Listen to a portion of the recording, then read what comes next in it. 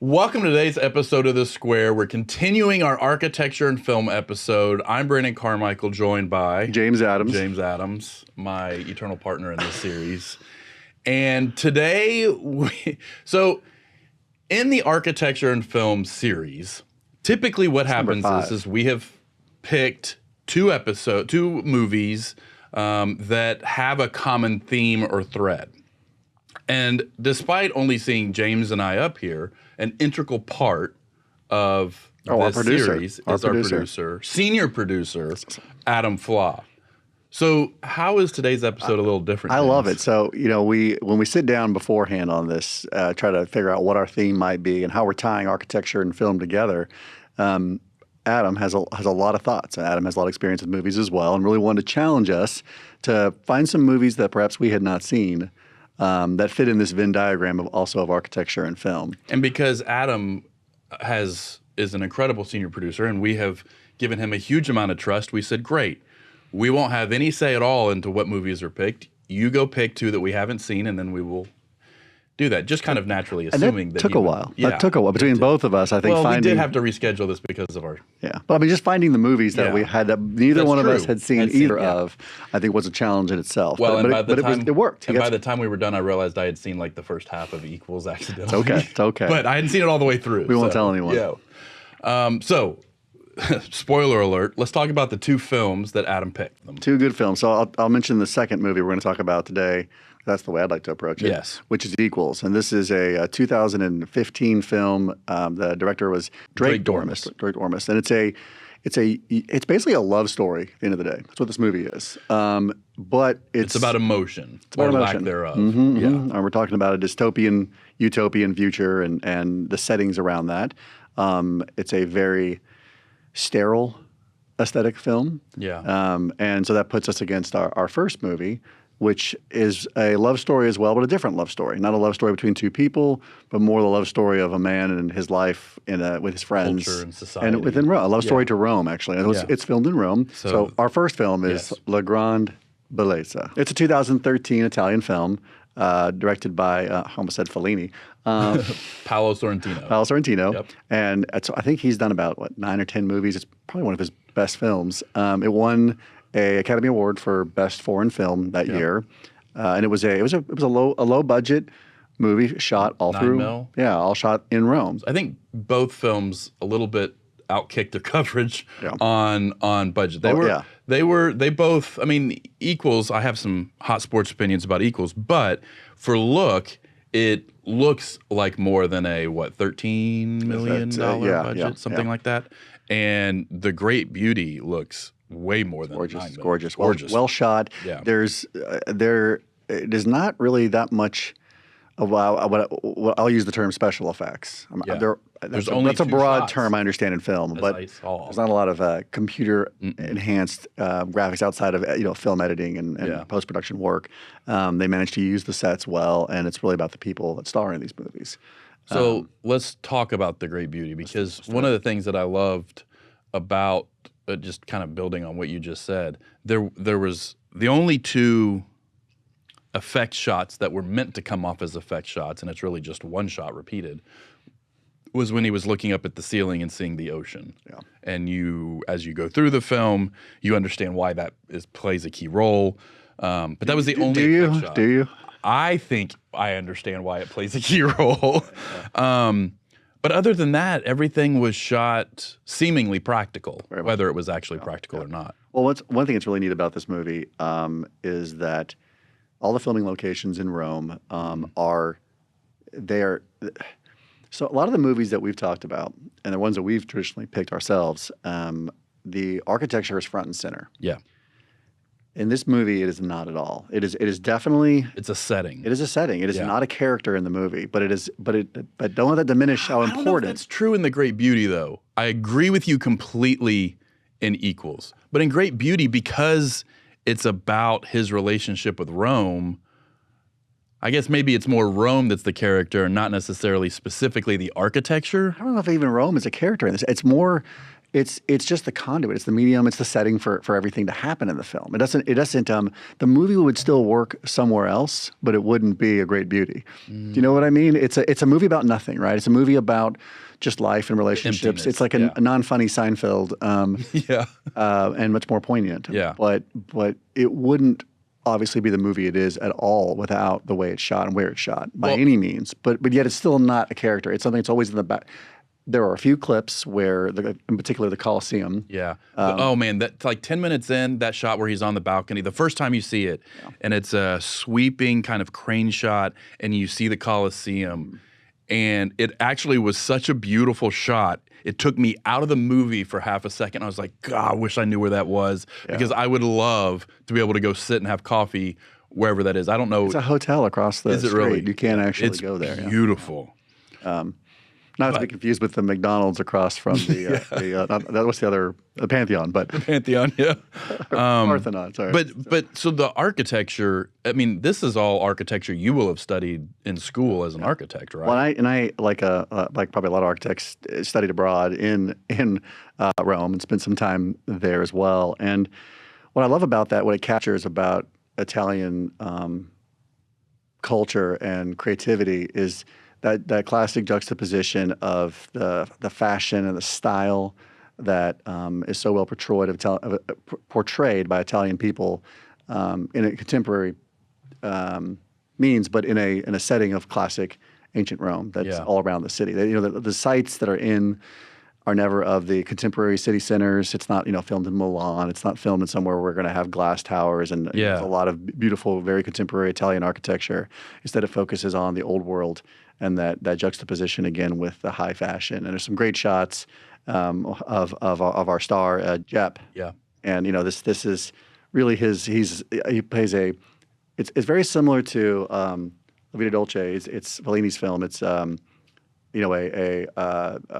reporter, a writer, but this one he's actually late in life, and he's reflecting on his 65th birthday on what it's not a life crisis, but it's really kind of a reflection on what has he done, what has he accomplished. And I think it's a little bit of his friends. Of a search, right? And so he's, it is not so segmented that it's like predictable, but it's interesting how he starts with friends, and then then he looks at relationships with Ramona, and then he looks at spirituality with the saint, and all of these things he is in some way seeing a reflection of the emptiness that he has found in the last 40 years of being the center of the high society, if you will. Sure. And then he comes back to his kind of first love, which was his great beauty. Yeah.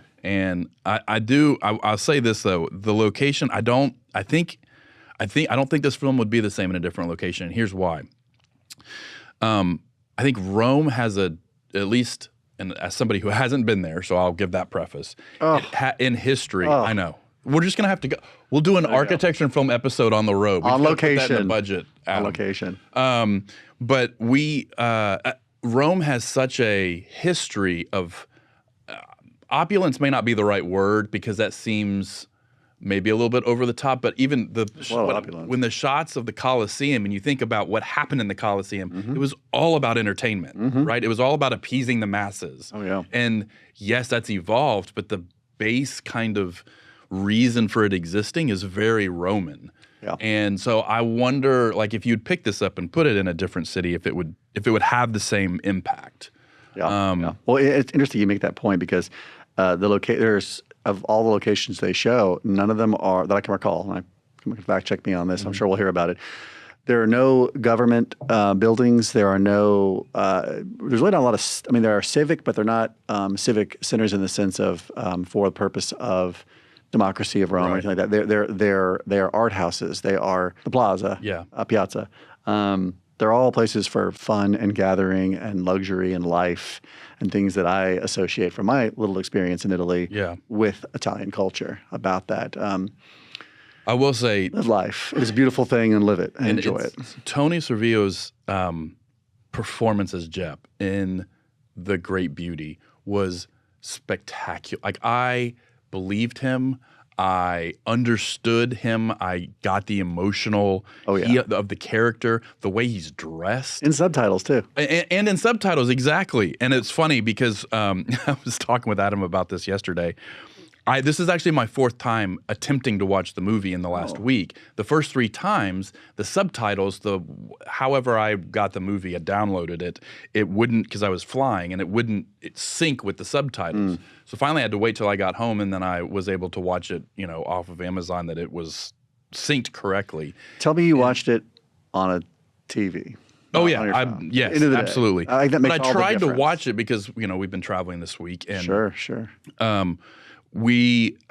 I tried to watch it like on the plane when I was coming home, and finally I just turned the subtitles off and just started watching it just to see, like, could I get through the whole movie, because we're focusing on the architecture. I do this? Yeah, exactly. his hands are constantly moving, and I stopped at yellow coat. Yeah, I stopped at Elizabeth about 20 minutes Pierce in. would have loved that coat. God, that was. We're gonna throw a shot of that up here. That would be. Oh, that'd be great. She will appreciate that.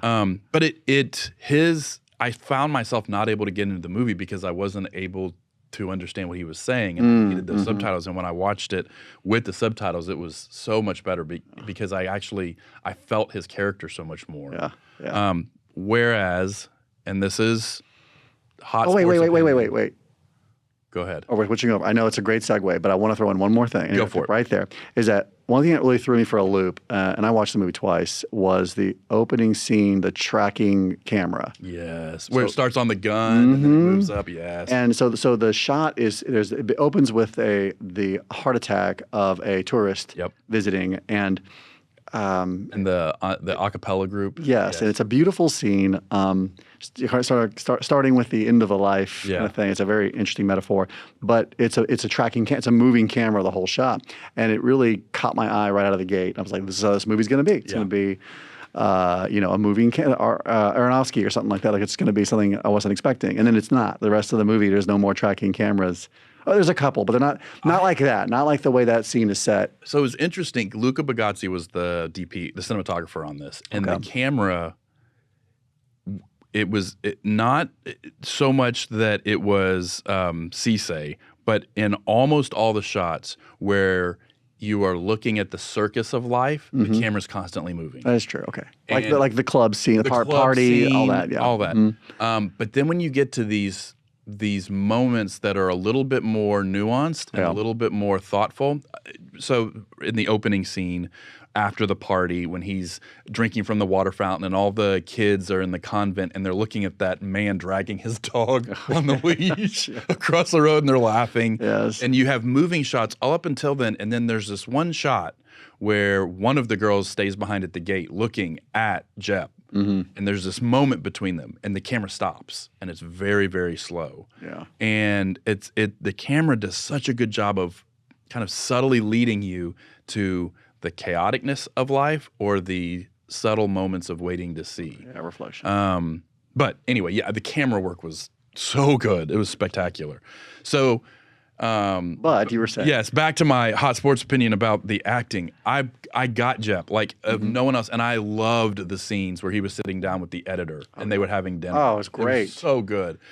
But then you get over to, and even between the two of them, there's this chemistry, and it's not a sexual chemistry. It's just a relational, real, true chemistry. They're serious, but they're irreverent. Yeah. Do you know what I mean? Yeah. And it just, I really felt like that was important to take away from that, because our characters in our next movie. So, let's transition a little bit to our next movie. Before I get into my hot sports opinions. Sure.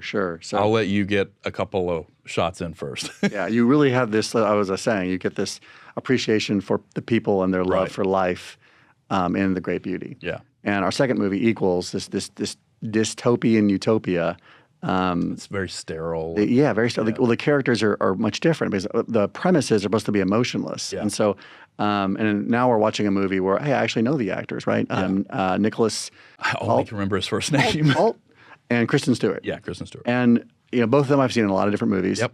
And it's interesting because I thought, Kristen's actually going to be a fit for this movie. If it's supposed to be a dystopian movie, she is a very wooden actor in a lot of her roles. And so I thought, okay, well, this might be a really good fitting, because I haven't always been a big fan of her work, but also a lot of her work I've seen is series of vampire movies. Yes.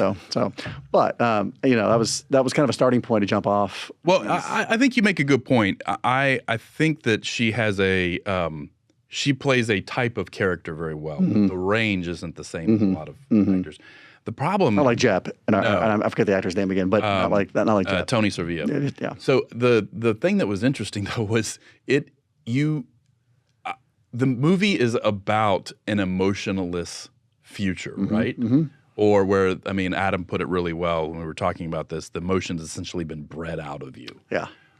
So again, I think the setup works, but the problem is as an actor, and I am not an actor in any stretch of the imagination, but what I would want from watching that is them to be able to thread the needle and balance it between having that struggle of emotion. Oh yeah. And there just is no chemistry for me between the two of them. And I know that we're talking usually about architecture, but we often talk about how architecture is the setting or is a character, but it's supporting the story of the film. And when there's something so distracting from the film, it's hard to recognize the other elements. That's a good point. That's a really good point. Well, and everything is so let me back up on that too. To talk about the setting, we are in this dystopian utopia. Yeah.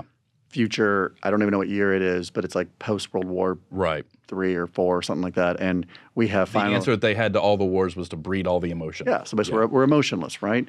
And that makes for this better society, which obviously is not great. And the premise of this, this isn't like Orson Welles sitting in Jura in Scotland and writing 1984 and creating something amazing, right? Yeah. And for making the movie, I mean, this is a film student feeling a movie, respectfully, trying to tell a story like that. Having watched Gattaca the night before.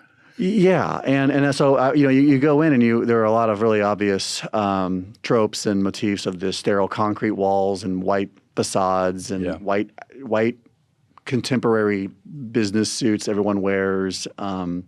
And so you kind of know what you're getting into. Oh, it's going to be a utopian, dystopian film, right? And it's a little reminiscent of Aldous Huxley's Brave New World. Oh, yeah, absolutely. All these movies you can pull that have this kind of this theme going, but yet the taking the emotion out of the people, except for a couple of key in this case, a couple of the key characters, which are the love story between these two characters, realizing they both have emotions, they suffer from this condition of getting their emotions back, and that's a big part of the struggle of the movie is how do people observe them, and I'm sure they're intended by the director to be and the writer even to be a lot more metaphors about being neurodivergent or being other types of demographics of our humanity that get regulated to less recognition or opportunity are all hidden in there, but they just don't come out in the story.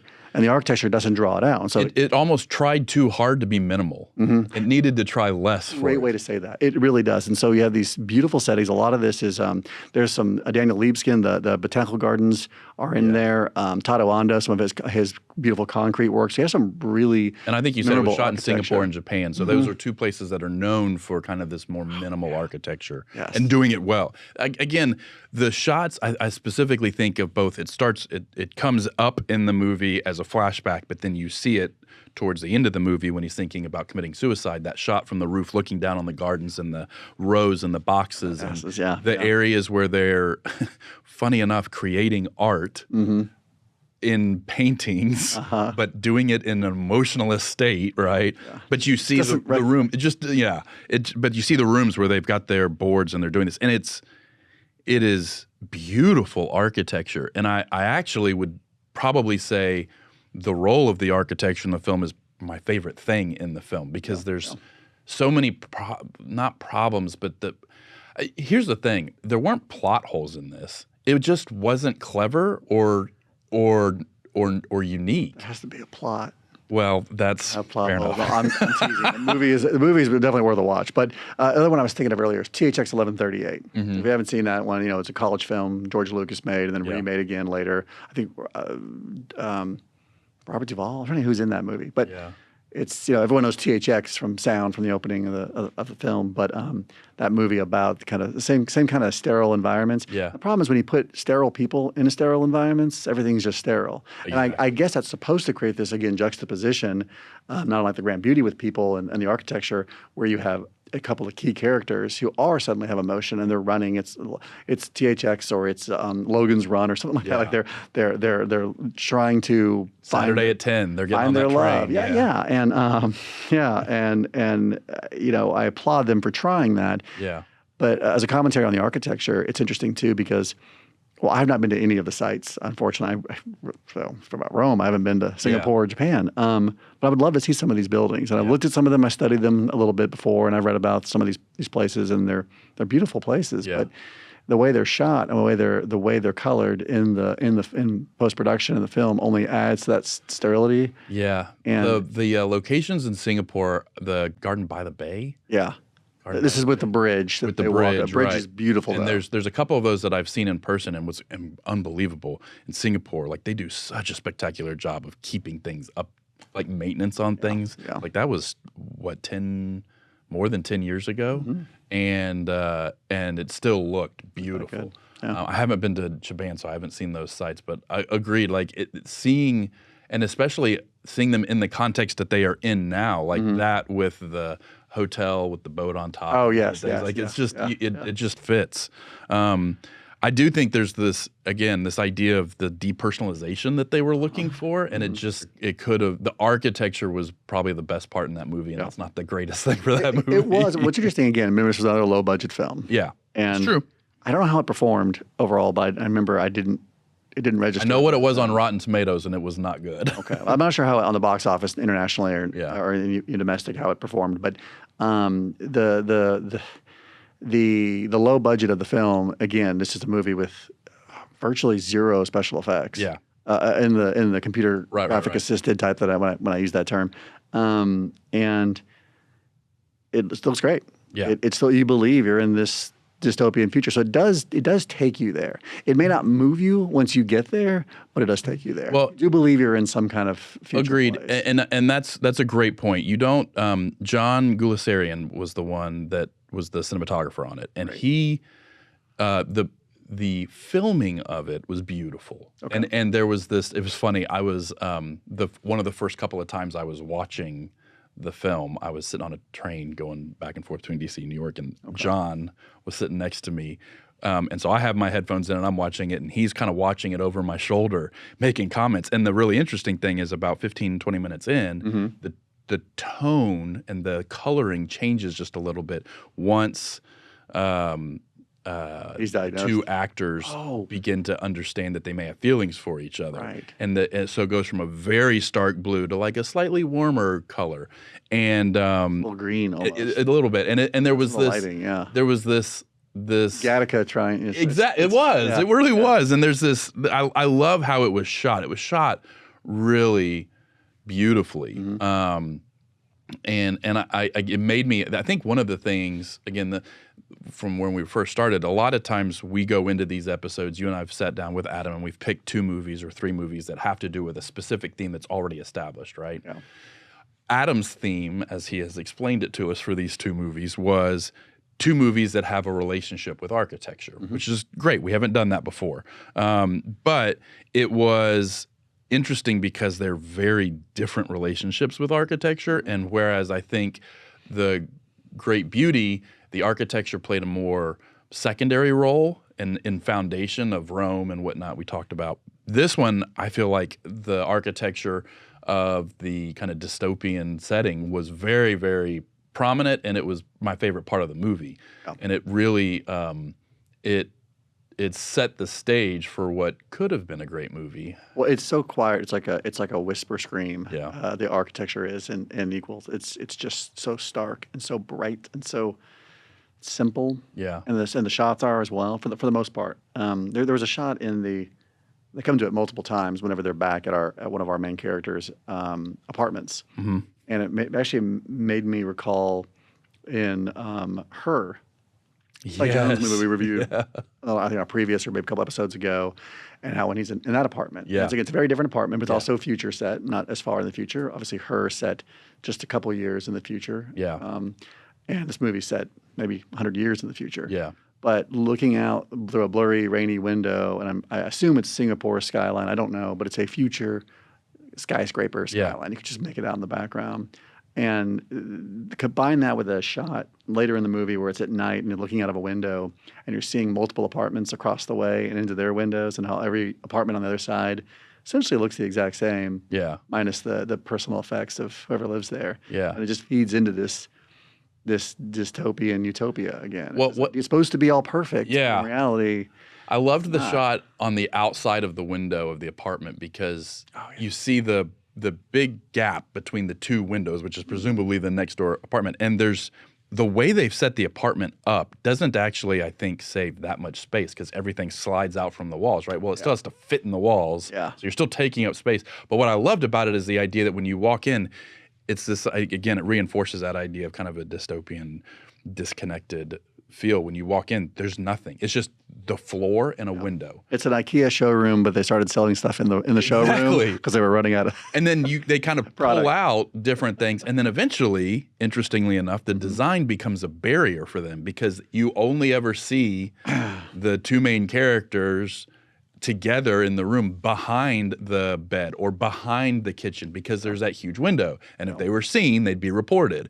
So it becomes something that is very functional and very open to something that is protective and an important part of keeping their secret. And there's this really weird kind of relationship between something that is like floor-to-ceiling glass, wall-to-wall side, and yet we have to hide where do you hide something? Because until then, they had nothing to hide, right? So there was no reason for something like that. So it was really interesting how we got towards the end of it, the necessity of the design. Yeah, that glass was very interesting because it made me think of a lot of different movies, and I was thinking about ones we've reviewed here. Yeah, and in particular,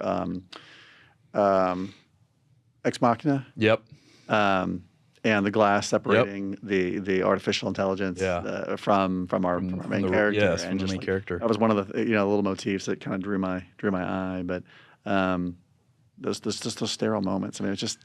So we've talked about both films in and of themselves. I'm curious what other relationships you may think that they have to each other. Again, not kind of our traditional pairing where there was already kind of a presupposed common thread. Well, but I still think they definitely, when you juxtapose them together, they have some really interesting things that They do. I think it's also a commentary just on how we react, how we emote, and how we just engage other people in our environment. Yeah. How our environment can impact us. And so you have life is beautiful. You have the great beauty. Yeah. And you have these beautiful relationships, and beauty doesn't mean they're all good. It just means that they're beautiful. They have all things going on, all the mess of the world, and everything is chaotic, and there's color and life and old and new and everything that you get in that movie. Yeah. And then you have an environment where everyone's supposed to be down on their drafting digital board or whatever, being as sterile as possible. Yeah. Working in a sterile environment with sterile setting and everything just encourages that behavior as well. Yeah. And it's interesting because you have all these colors and, like you said, the old and the new, and you have these performance pieces where, and I thought it was really interesting, they put 3 or 4 of those in there. The first one was a little bit like, whoa, what's going on here? Yeah. And then they kind of make a little bit of fun at it to begin with when she runs into that wall. Yeah.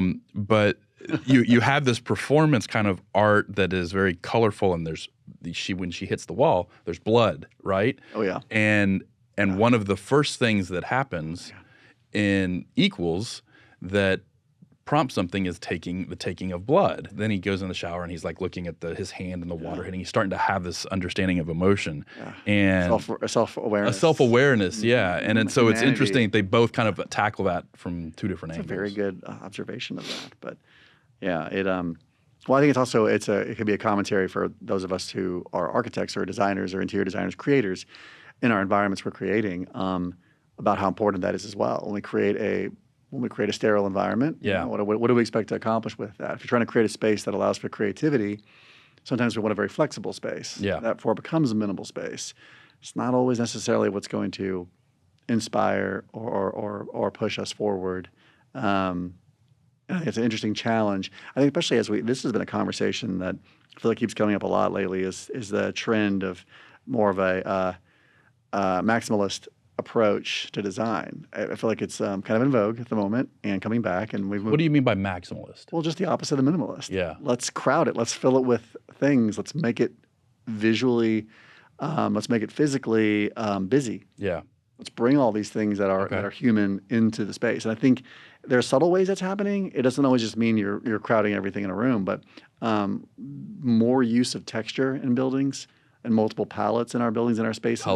Colors, all of those things they're things that I think often designers sometimes shy away from because it can be a bit creatively consuming and overwhelming to balance these things, especially when you're trying to create emotional experiences or viewpoints or spaces.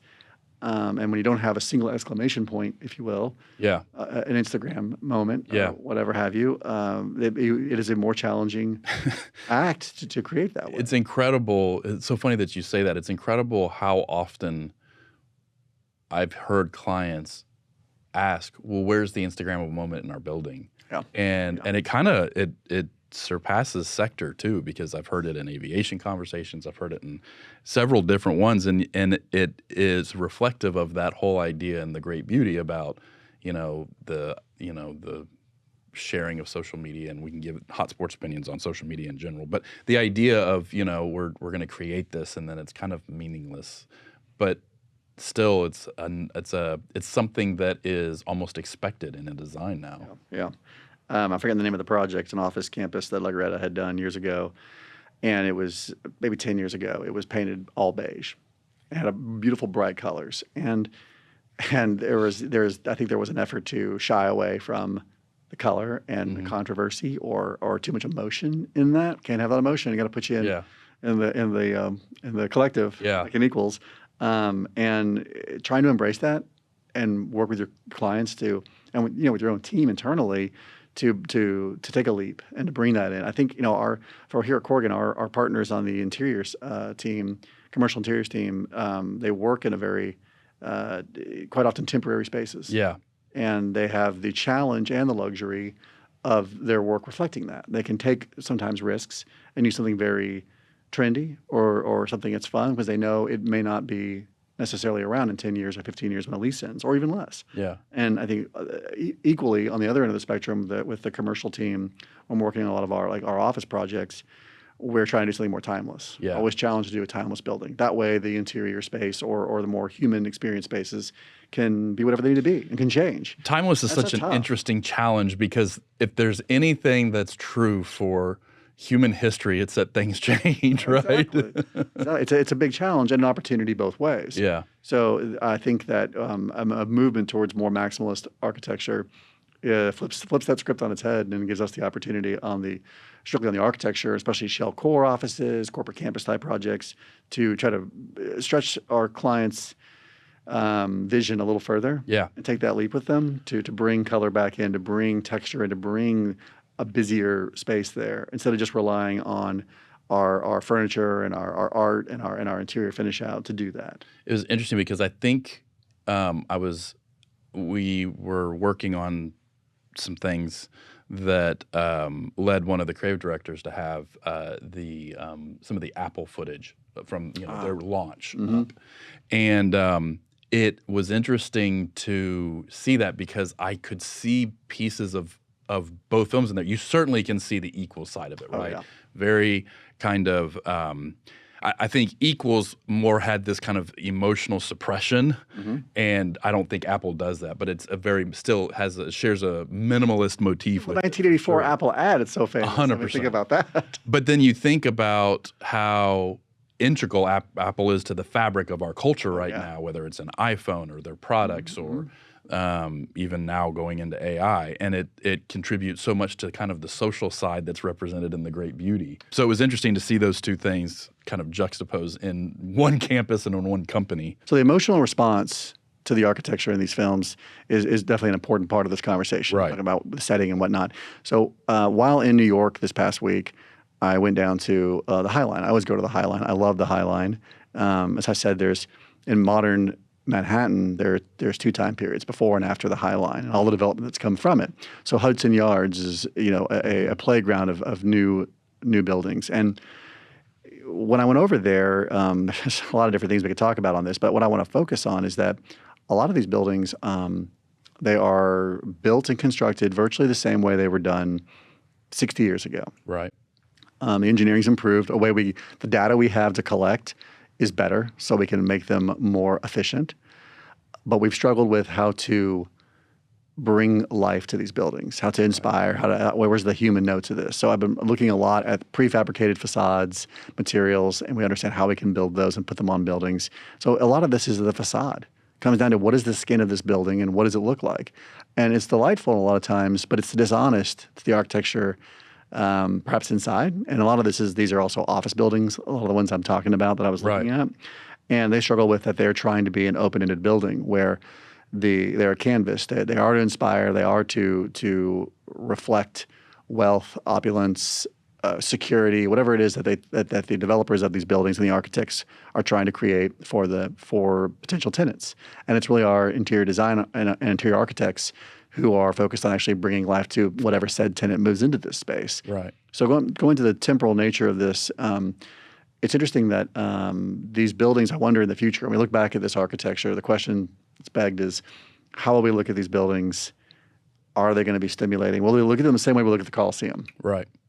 And I think the answer is no. I mean, think again the not just from a constructability standpoint, but from a importance standpoint. Yeah. They lack. Importance.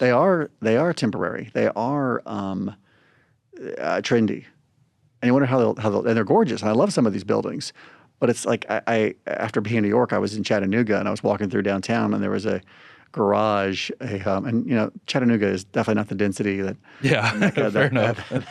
that Manhattan and Brooklyn are, but there was a beautiful exposed structure, concrete garage, like 4 stories, and had a beautiful ground floor retail all along it, and it was a very clean, simple, but textured, beautiful building. And I loved the rawness of it, but I also loved the human scale of the retail at the bottom. It was really well done, and it probably was built 70 years ago. And I think of that building against some of these buildings in New York that are really contemporary. They're being built right now. I mean, some of these are under construction currently. And they have the same kind of delight at first blush. Yeah. But I don't know if those buildings will necessarily hold up in 50 years. And part of that's because it's hard to say, typology-wise, a lot of those buildings I'm talking about in New York are going to be there for a long time, though. Right. Not barring something changing dramatically, there's still enough real estate to tear something down otherwise on a much less developed site. So we're going to be looking at these buildings for a long time and maybe recladding them. And we've been through this before. A lot of buildings from the early modern and post-Beaux-Arts in 20s and 30s, and you think of roaring 20s of New York and the buildings that were built and the ones that we didn't tear down in other cities. A lot of them were celebrated, but a lot of them were reclad or covered up. Yeah. And it's an interesting commentary on the trendiness of how design works. But from a data side of this, what data are we actually collecting right now that influences the skin on one of these years buildings? Down the road too? Yeah, and it makes me wonder. I mean, we obviously have used higher performance materials, insulated materials. We've used electrochromic glass that will change color and tint. We have it on our own building here in the Luminary where we're filming this. But at the risk, not to interrupt you, but at the risk of being overly spiritual about something, the difference there is regardless of the purpose for why they were created, you think about the Colosseum and the other buildings that are part of the Great Beauty, they still have kind of this soul to them. Yeah. And I wonder, do our buildings, particularly the high-rise buildings, do they still have a soul? Do they have that kind of enduring, we can not use the word soul and use the word this enduring quality to them? And I think there's some that do, but how would you begin to have data on something like the enduring authenticity of a building, you know, because it's not any one thing. It's not any certain construction material or method or design style or motif. It's the combination of things, right? Yeah. And it feels almost a little bit like some of the buildings are kind of a jack of all trade, master of none approach. Yeah. And it's just, I don't know. I think you raise a really interesting point, because the buildings that have endured. I was in D.C. and I saw the Mexican embassy. It was really interesting because it's two very colonial style buildings, and literally they've built an office building over the top of it and connected it to the roof. Yeah. So it's embedded in a whole nother building. Yeah. But they didn't tear it down because there was still like this, I don't know, quality to it. And it's interesting to think about how there would be, you know, a building is going to have, I would imagine, one of three outcomes long term. It's going to be torn down, it's going to be reclad, repurposed, or it's going to be remembered and it's going to endure like a Coliseum would. And I think it's probably a whole nother episode, but what goes into the idea of how a building falls into one of those three categories. Yeah, yeah. Well, again, this is you're playing a futurist, and right. I've had the opportunity and the honor to get to serve on some various preservation award juries, and one I'm repping today, Texas Society of Architects, and also Preservation Dallas. And these awards, it's about context, because it's as the National Park Service talks about here in the U.S. about preservation of buildings. It's not about them being old. Right. It's about what is their cultural significance as well. And for a lot of architecture, it is a representation of a time period when it was built. And if there's not a lot of those buildings left because they've been torn down, it elevates the value we have for the ones we haven't demolished. Sometimes we don't demolish those buildings because everyone agrees collectively they are beautiful and they're intrinsic value and they don't get torn down. But sometimes the beautiful ones get torn down all the time. Yeah. It definitely happens and will continue to happen. And when you're looking at these buildings, you're also looking at that cultural significance. So when you're giving an award or recognizing it, the public everyone loves a comeback story, right? Yeah. So there's plenty of architecture that has had that comeback story where it wasn't valued until much later after its time. Again, maybe because it was one of a particular style or type of building that's left, and it's a small stock.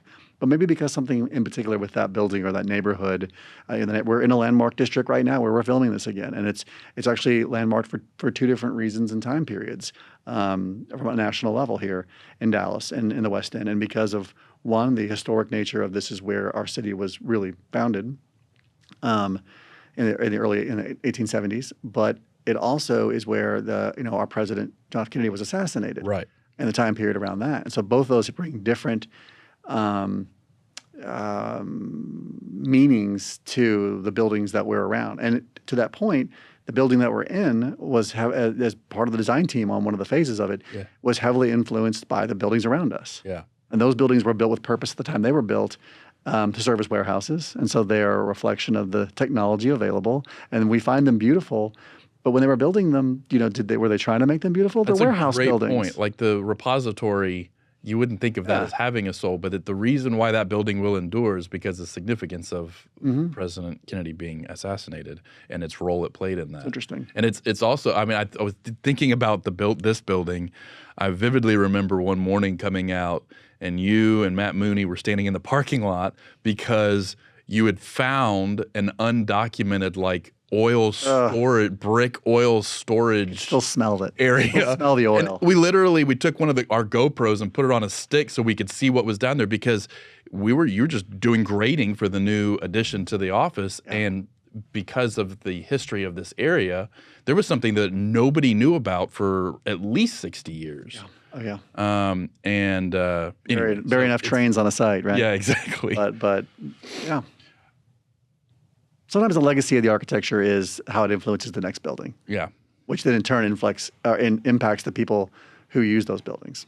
So it's really hard to say with that kind of thing. I think that we're all just challenged to make a building or to create whatever we're creating as designers that meets the needs of the people that we're designing it for and brings value that way and does it hopefully as delightfully as possible. Yeah. Oftentimes there are, like we said, things always change. What is the balancing of the maximalist, or what is the the snapback of that going to be? I mean, is it going to be minimalist, or is there something that's in the middle? I think what it may be, and this is the futurist in me, which is terrible because I also thought that the iPhone was a bad idea when it came out. So don't listen to me on this. I'm going to say it anyway. Is that we've struggled in architecture at the pace after modernism, and how it impacted architecture in particular came about, and that's well over 100 years ago. We went through a series of phases of style that are driven through the thinking of a modern approach, and machines for living. And you have a little back and forth, but we get through postmodernism, we get into deconstructivism, and this is all 30, 40 years ago now. Right. We have in some ways slowed down stylistically and are becoming more and more influenced by data and by technology more than ever. We were influenced by technology in the modern movement, for sure, but especially so now. What we can do, the information we can gather, and not just how it shapes the architecture tectonically in its construction or its design, but actually in the process. Because what I'm getting at is the Pinterest, getting out there and seeing other ideas and being able to quickly, fluidly travel to see other buildings and get inspiration. It was quite a deal to take an Odyssey 60, 70 years ago and travel somewhere like Philip Johnson and drive around France and see what's happening across the pond to come back and design works in the U.S. And I think that's happening so much. The sharing of ideas is so much faster. And so that means we're, in a sense, blending the pot, if you will, faster and stirring the chocolate chips in and melting them down, and everything just turns into kind of a beige, which is kind of what's happened. So I think that's where we are. Do you think that's going to lead to so for example, in France and in England, they kind of were free to develop, or really any country, develop their own style and motif because they weren't easily influenced by these places that were thousands of miles away. Yeah. And now, to your point, you can travel very seamlessly or just get online. What we're seeing, is this appreciation for authenticity. Yeah. Kind of moving out of the 80s and 90s. People want something that's authentic and has a story, has a purpose, is why does it exist? And I think that's what we're trying to find in architecture right now, is how do we create those stories? And so a well-curated space,